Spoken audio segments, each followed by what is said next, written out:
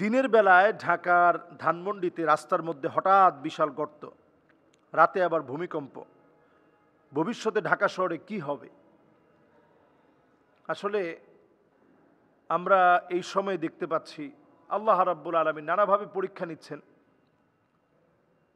ভূগর্ভে গর্ত হয়ে যাওয়া, রাস্তার ভিতরে গর্ত হয়ে যাওয়া, এটা অস্বাভাবিক কোনো বিষয় না। আগে কখনো হয় নাই বিষয়টা এমন না, এটা হতে পারে, খুব স্বাভাবিক।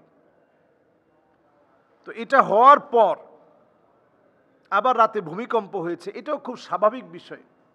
এগুলো সব কদারাম মাকদুর, আল্লাহ তাআলা যেভাবে লিপিবদ্ধ করে রেখেছেন সেভাবে হবে। কিন্তু এখানে বলার বিষয় হচ্ছে এই, আমরা এই বিষয়গুলো দেখার পরেও নিজেদেরকে সতর্ক করি না। এগুলো অনেক সময় আল্লাহর পক্ষ থেকে সতর্ক বার্তা, আমাদেরকে একটু শুধরে দেওয়ার জন্য আল্লাহ তাআলা সতর্ক বার্তা দিয়ে থাকেন। এই যে ভূমিকম্প ক্রমশ বাড়ছে, এখন নিউজ হচ্ছে যে এক মুহূর্তের ভিতরে, ঘুমের ভিতরে লক্ষ লক্ষ মানুষ মরে যাবে। বাংলাদেশে নিউজ হয়েছে এটা। 7 মাত্রার যদি একটা ভূমিকম্প হয়, তাহলে ঘুমের ভিতরে আছে, এই ঘুমের গড়ের ভিতরেই লক্ষ লক্ষ মানুষ মারা যাবে। কিন্তু তারপরেও আদৌ কিন্তু আমাদের কোনো প্রস্তুতি নেই। এখন আমরা যে প্রস্তুতির কথা বলে মনে করি, ভূতত্ত্ববিদেরা বলছে যে বাংলাদেশে বিল্ডিংগুলার নিচে যে পরিমাণ শক্তি থাকা দরকার, যে নিয়ম মেনে বিল্ডিংগুলা তৈরি করা দরকার, এই নিয়মগুলো কাঙ্ক্ষিত রূপে কোনোভাবেই মানা হয়নি। এজন্য ভূমিকম্প হলে আমাদের পুরান ঢাকায় এমন এমন বাড়িঘর আছে একেবারে সাথে সাথে লাগানো, যেগুলো সব তছনছ হয়ে যাবে। এগুলো সব হচ্ছে ভয়ের কথা। আশার কথা হচ্ছে এই, অনেক আগ থেকেই বলা হচ্ছে বাংলাদেশের টেকটনিক প্লেটগুলো সব নড়ে চড়ে গেছে। এই টেকটনিক প্লেটগুলো নড়ে চড়ে যাওয়ার কারণে বড় ধরনের বিপদ আসবে বাংলাদেশের দিকে, বিশেষ করে ঢাকা শহরের দিকে। এই কথাগুলো খুবই কমন একটা বিষয় এবং আমরা প্রতিনিয়ত শুনছি। কিন্তু এই বিষয়গুলো থেকে বাঁচার জন্য ইসলাম আমাদেরকে করণীয় কিছু বলেছে কিনা? ঢাকা শহর হচ্ছে গুনাহের সবচেয়ে সেন্টার বাংলাদেশের, এই ঢাকা শহর গুনাহের রাজধানী হচ্ছে ঢাকা শহর। এমন কোনো অন্যায় নাই যেটা ঢাকা শহরে হচ্ছে না।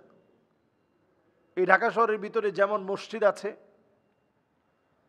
মানুষ যেমন নামাজও পড়ছে, আবার পাশাপাশি অসংখ্য অন্যায় এই শহরের অলিতে গলিতে সংগঠিত হচ্ছে। ঠিক এই জায়গায় দাঁড়িয়ে আমরা যদি আজকে সবাইকে নিয়ে বলতে পারি যে আমরা আল্লাহর দিকে ফিরে আসার চেষ্টা করতেছি, কোরআনুল কারীম আল্লাহ রাব্বুল আলামিন আমাদেরকে জানিয়ে দিয়েছেন, আওয়ালা ইয়ারাউনা আন্নাহুম ইফতানুনা ফি কুল্লি আমিন মাররাতান আও মাররাতাইন সুম্মা লা ইয়াতুবুনা ওয়ালা হুম ইয়াযাক্কারুন। আল্লাহ রাব্বুল আলামিন কোরআনুল কারীমে জানিয়ে দিয়েছেন, প্রত্যেকটা বছরে আল্লাহ রাব্বুল আলামিন একবার অথবা 2 বার আল্লাহ তাআলা পরীক্ষা নেন। এরপরেও তোমরা আল্লাহর দিকে ফিরে একটু তওবা করে আসো না, আল্লাহর দিকে আসার চেষ্টা করো না, আল্লাহকে স্মরণ করার চেষ্টা করো না।